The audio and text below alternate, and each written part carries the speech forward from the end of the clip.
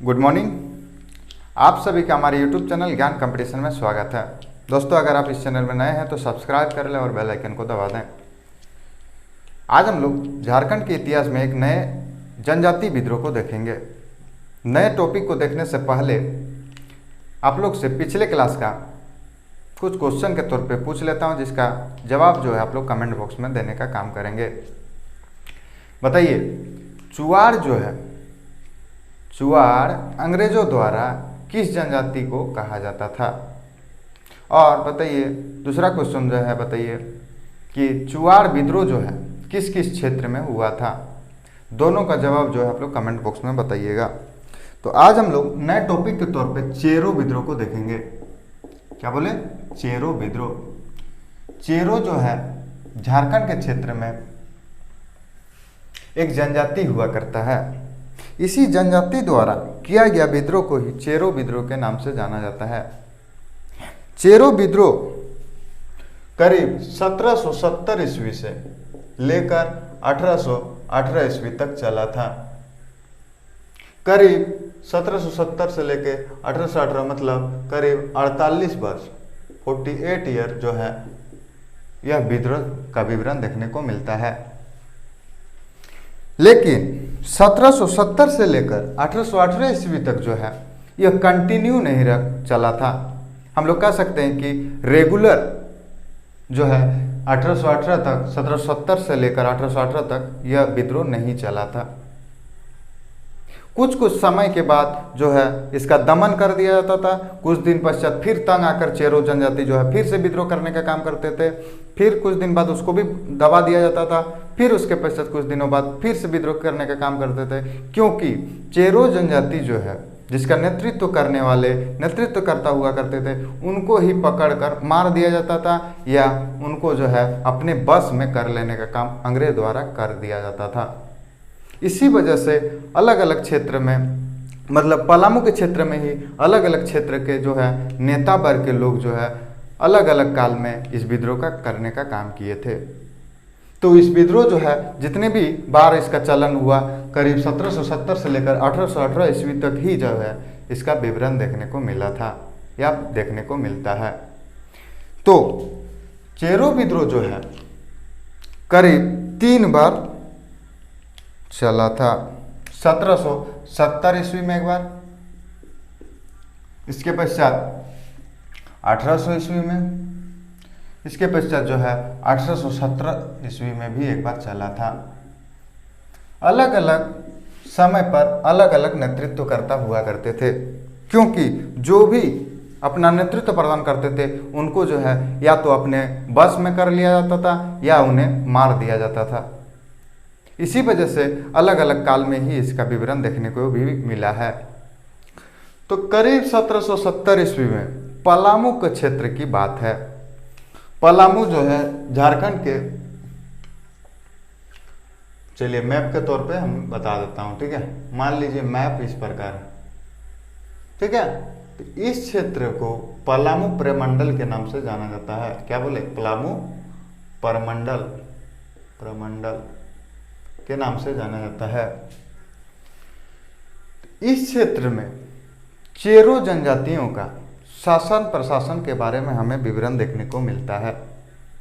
मतलब चेरो राजा जो है, चेरो जनजाति आप लोग जान रहे होंगे, तो चेरो जनजातियों के एक राजा हुआ करते थे जो कि पलामू प्रमंडल के ही क्षेत्र में शासन प्रशासन करते थे।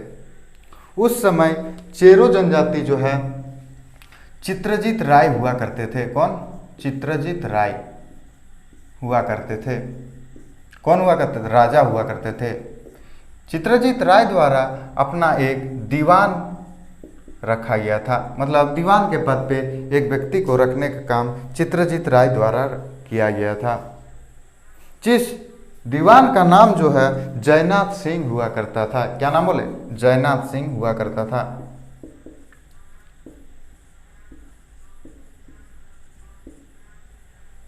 चित्रजीत राय जब राजा के पद पे पदस्थ थे, इनके शासनकाल के समय इनके एक उत्तराधिकारी जो कि इनके ही घर के फैमिली मेंबर हुआ करते थे, मतलब कह सकते हैं कि जैसे आप मान लीजिए राजा के पद पे हैं, तो आपके चाचा का लड़का जो है आकर उसका अपना उत्तराधिकार की मांग करेगा। उसी प्रकार चित्रजीत राय जो है राजा के पद पे थे, इनके ही कोई रिश्तेदार या अपना फैमिली मेंबर के एक व्यक्ति जिसका नाम गोपाल राय हुआ करता था, क्या बोले, गोपाल राय हुआ करता था, इन्होंने इनके शासनकाल के समय आकर अपनी उत्तराधिकार की मांग करने लगे। क्या चीज़ का? उत्तराधिकार। उत्तराधिकार मतलब उसका अपना अधिकार के रूप में जो है उसको मांग करने लगे चित्रजीत राय से।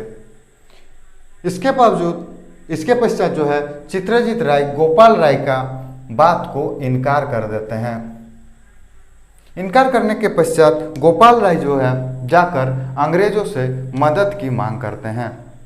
उस समय अंग्रेज देखते हैं इनका सभी बातों को सुनकर अंग्रेज सोचते हैं कि अगर मैं गोपाल राय का बात को मानकर इनका साथ दे दूं तो इस क्षेत्र में जो है अपना अधिकार हो जाएगा। इसी वजह से अंग्रेज जो है गोपाल राय का साथ दे देते हैं। कौन? अंग्रेज जो है गोपाल राय का साथ दे देते हैं।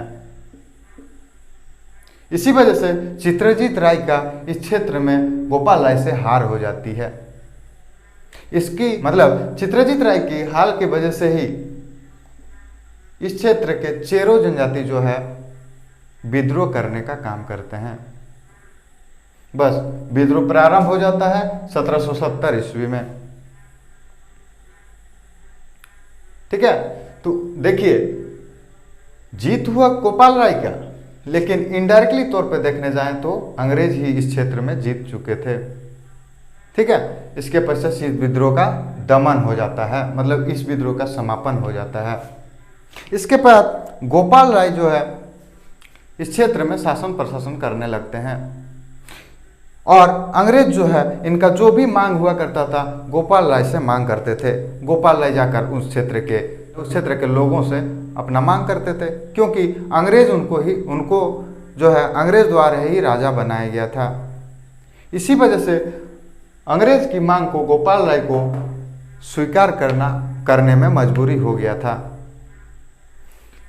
इसी वजह से गोपाल राय के ऊपर तंग आकर चेरो जनजाति जो है फिर से विद्रोह करने का काम करते हैं। मतलब हम लोग कह सकते हैं करीब 1800 ईस्वी में जो विद्रोह हुआ था यह भी अंग्रेज के विरुद्ध ही हुआ था। इस समय भी देखिए अंग्रेज के विरुद्ध ही हुआ था। करीब 1800 ईस्वी में जो है ज़्यादा कर वसूलने और भूमि अधिग्रहण कर नीलाम कर देने का काम अंग्रेज द्वारा किया जा रहा था। ठीक है, क्या कर दिया जाता था? भूमि अधिग्रहण। भूमि अधिग्रहण कर देना, ज़्यादा कर वसूलना, ये सब के वजह से जो है तंग आकर चेरो जनजाति फिर से 1800 ईस्वी में अपना विद्रोह करने का काम करते हैं। इस समय भूखन सिंह नामक एक व्यक्ति जो है नेतृत्व प्रदान कर रहे थे। कौन? भूखन सिंह। काफी दिनों के बाद भूखन सिंह को पकड़ने के लिए अंग्रेज अधिकारी इधर उधर भटकते रहते थे। तत्पश्चात 1802 ईस्वी में जो है भूखन सिंह पकड़ा जाते हैं। पकड़ाने के पश्चात उसी समय उन्हें फांसी के फंदे पे लटका दिया जाता है। इसके वजह से इस क्षेत्र में भी इस विद्रोह का दमन हो जाता है। क्या हो जाता है? दमन हो जाता है। मतलब हम लोग कह सकते हैं कि इसका भी भूखन सिंह के मारे जाने के बाद ही इस क्षेत्र में विद्रोह को भी दबा दिया गया था। इसके पश्चात करीब 1817 की बात है। कब? 1817 की बात है। 1817 के समय बहुत दिनों से, मतलब जैसे 1817 में विद्रोह हुआ है, लेकिन इससे पहले से लोग जो है उस क्षेत्र के तंग हुए थे। इसी वजह से 1817 में जो है विद्रोह करने का काम किए थे। तो करीब 1814 की बात है। कब? 1814।